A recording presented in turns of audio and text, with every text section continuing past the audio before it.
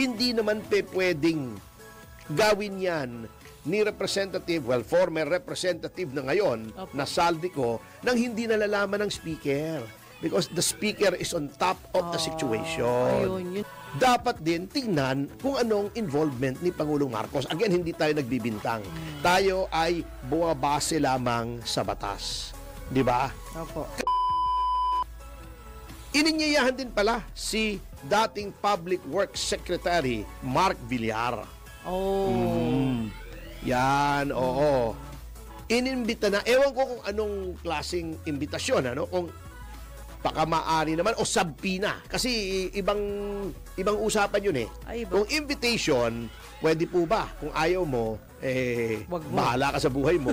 Ayaw mo, wag mo. Pero pag sabpina, kaya nga ang pangalan ng sabpina, under penalty. Nakalagay doon sa mga sabpina, fail not under penalty of law. Opo. Kanya lang, eto nga ang question, kung ang isang executive body created by presidential fiat ay pwedeng mag-issue ng sabpina. May question dyan. Sapagkat, ang pag-issue ng sabpina dapat may legislative basis. Ibig sabihin, may batas. Okay. Example, yung NBI. Dati, yung NBI director pwedeng mag-issue ng sabpina under yung lumang batas, nakalimutan ko na eh. Commonwealth Act pa yata yun eh, o whatever eh. Tagal na nun. Oo. Creating the NBI. Opo. Nagkaroon ng bagong batas tungkol sa NBI, lahat ng regional directors binigyan na rin ng kapangyarihan na mag-issue ng sabpina. Ayun, may batas. Yung mga korte naman natin, pwedeng mag-issue ng sabpina, siyempre, yung mga courts, dahil may batas. May batas. Yung ating mga komite sa House o kaya sa Senado, pwede rin mag-issue ng sabpina yung mga committee dahil nasa konstitusyon, may power sila kasama yung issuance ng sabpina. Ayun. Pero itong Independent Commission on Infrastructure, anong basihan na sila ay pwedeng mag-issue ng sabpina? Kasi ang sabpina po, pag hindi ka sumunod dyan, ka. Kaya nga under penalty eh. Okay. So anong legislative basis kaya nito? Pero natutuwa tayo na ginagampanan ng ICI ang kanyang trabaho. Yes. Kanya lang siyempre bilang isang abogado, being a member of the Philippine Bar and an officer of the court, katungkulan natin na saliksikin at suriin yung mga ginagawa ng mga ahensya ng ating pamahalaan. Ayun. Kahit na ang mga ginagawa niyan ay gusto natin kasi nga andyan na. Opo. At si Romualdez ay iimbestigahan na. Sapagkat talagang ang daming nagsasabi, hindi ko sinasabing guilty siya. Okay.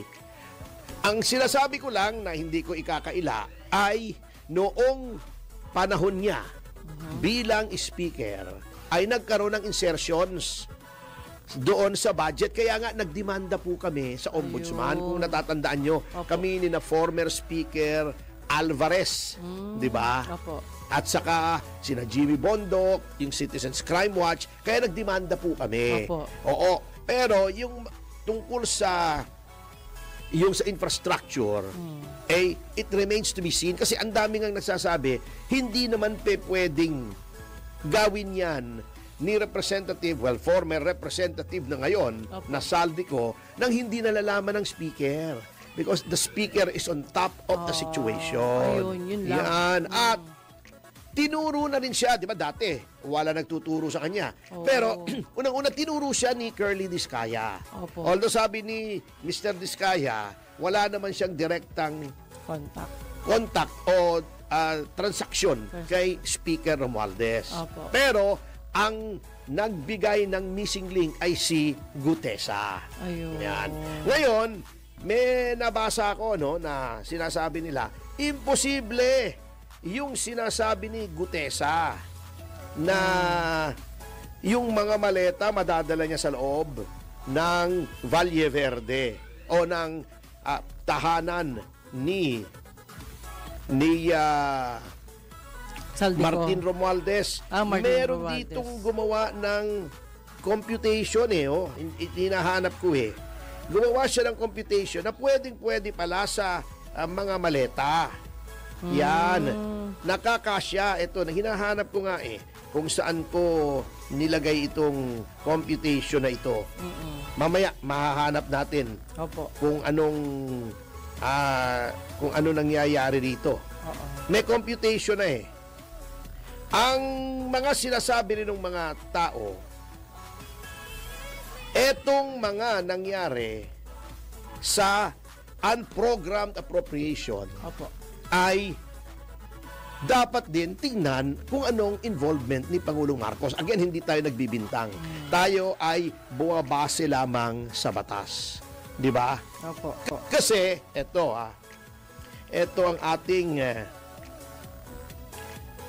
ang ating pananaliksik dyan. Okay. Ito pong Executive Order 252 tungkol sa budget. Yung procedure sa budget. Yung tinatawag nilang unappropriated unprogram appropriations.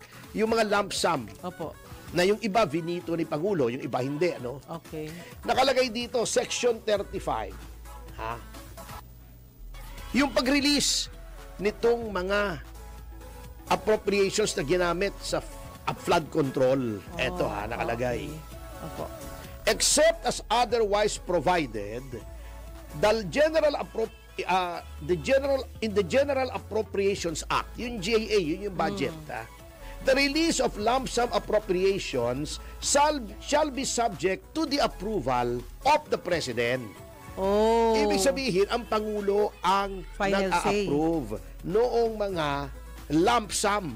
Opo. Ayun yung lump sum, yung bigla. Hindi nakalagay kung para saan. Nakalagay na dito, flood Package control. na, Halimbawa, X billion. Opo. Yan, package. Hindi Package sinasabing na sa Bulacan ito, o sa Camarines Norte, o sa Tawi-Tawi. Yan. Walang mga notice kung para saan. Oo. Hindi itemized sa madaling salita. Itemized, yes. Kaya yun, tinawag ngang lump sum, isang bagsak.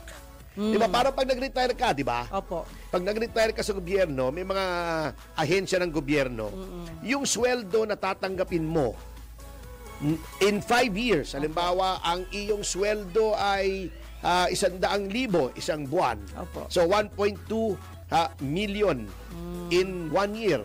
So, 1.2 divided by times 5, 6 na milyon. Opo. 6 na milyon. Ibibigay sa iyo, di ba, isang bagsakan. Isang bagsakan. Hindi sinasabing ito para sa 2004, 2005, di ba? Opo. Isang bagsakan. Then 5 taon kang walang pensyon, on the 6th year, saka magkakaroon ulit ng pensyon, di ba? Okay. Tatapusin mo. Kaya itong mga ito, ang kailangan dito ay aprubahan ng presidente. Oo. Kasi nasa discretion ng president kung kailan, kung i-release at kung kailan. Opo. Yan.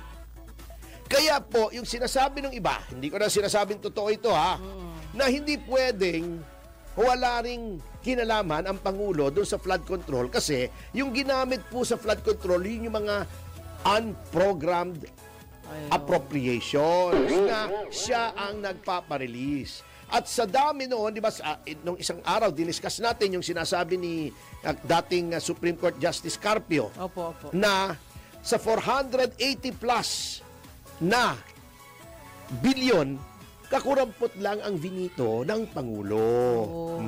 Doon kinuha yung mga kapwitan na nangyari ng lahat ng ito. Yung bilyon-bilyon na yon, doon nakuha. What if may representative ang Pangulo? Pwede ba yun? Hindi, siya Office of the President talaga. Hindi pwede. Ngayon, etong kay Gutesa, mabalik tayo kay Gutesa. Ito Opo. may nag-compute. Okay. Sabi kasi, di ba, binigyan ng bilang. Opo. 46 pieces of luggage. Sabi ni Gutesa. Yeah. Okay. Ito may nagbigay ng computation. Hindi ko sinasabing tama to, tignan nyo rin Pero tinignan ko din ito Okay. Sabi niya, ang 46 na bagahe, di ba sabi nila, kailangan 46 na tao yan. Oo Hindi naman daw. Yan. Unang-una, isa-isa lang daw ang buhat. Siyempre. So kahit 2 tao lang, may gulong pa daw. Di ba yung mga bago ngayon, may gulong. Hindi na mabigat. Oo, yun, hindi pag mabigat. ano. Yan. Oo. Ang average daw, ayon sa pananaliksik nitong taong ito, bawat isang maleta, yung malaki, Opo. kaya ay 53 kilos. At totoo yan, totoo yan. Oo. Totoo yan. Kung Kayang-kaya. isisiksik mo, aha. Sabi nila, paano na buhat ni Gutesa? Yung marin yan eh. Oo. May gulong. Malakas alam ang niya katawan gawa yan. ng, Oo. diskarte. May Kung diskarte. 2 pa nagbubuhat, alam nga naman, mag-isa siya. Siyempre, halimbawa, may driver. May gulong pa yan. Kayang-kayang buhatin. Balikan. Pwede Oo. naman. Di ba, sir? Okay. Eto pang sabi. Di ba may nagsabi, hindi kaya yan. Overloaded yung sasakyan. Kung nagpasok ng sasakyan, paanong nabuhat yung sasakyan? Magiging overloaded yung sasakyan. Sabi niya, eto, kwentahin natin. 16 na bag daw ay 848 kilograms kung sa 53 kilograms per luggage. Okay. Yan. Sabi niya, yung 16 na maleta sa isang high ace. At tinignan niya sa internet ilang kilo ba kaya ng isang high ace. Opo. Ang nakalagay pala roon sa isang high ace, 1,230 kilograms Oo. ang kayang buhatin ng isang high High ace. ace. Yun ang rated. Yan, ha? So, yun ang sinasabi niya. Yung sinasabi na hindi realistic, hindi makatotohanan yung sinasabi ni Gutesa. Sabi niya, pwede. So kung 46 na luggage, 16, tatlong high ace lang. Oh. Kasya na. Kasya na. Hindi sabi niya, yung dami-dami. Oo. Hindi ba mahahalata yan? Ang dami-daming high ace ang papasok. Tatlo lang. Kung may sticker pa yon, sabi, ba't daw hindi nahalata ng mga Wala na gwardiya? checkpoint. Kung may sticker Opo. Ako, may kaibigan ako dyan pagkakasakay nagkasakay ako, dyan mismo sa Valle Verde 6, Opo. hindi ko nasasabihin kung sino. Opo. Pagsakay kami ng sasakyan nila, wala nang para-para yan, basta may sticker. Understood na yon. Nakatimbre pa sa gate. yun May pala, darating. alam na. Ano ba namang, pag nakatimbre sa gate, pagdating, nakikita yung plaka, tuloy-tuloy na yun. Ngayon, sinasabi, wala, di ba may CCTV daw yung kwan? Yes. Yung village. Village. Yung village. Yes. Di makikita ina-unload. Bakit?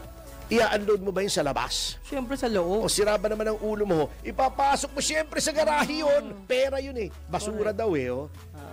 Pwede ba makahingi ng konting basura sa kanila? Pahingi. Basura na naman yun eh. Tatapon na naman. Sa akin na lang itapo. Siyempre sa loob ng driveway yun. Ang lalaki ng bahay kaya ron. Yes. Kasya isang dosenang kotse. Kasya ron sa mga garahe ng mga yun. Sira ba naman ang ulo no sa kalye mag-unload? Pambihira naman. Oo. Kaya sabi nila, yung 46 daw na sinasabi ni Gutesa, 3 high ace lang yon, tig 2 tao lang, caring-carry. May gulong eh.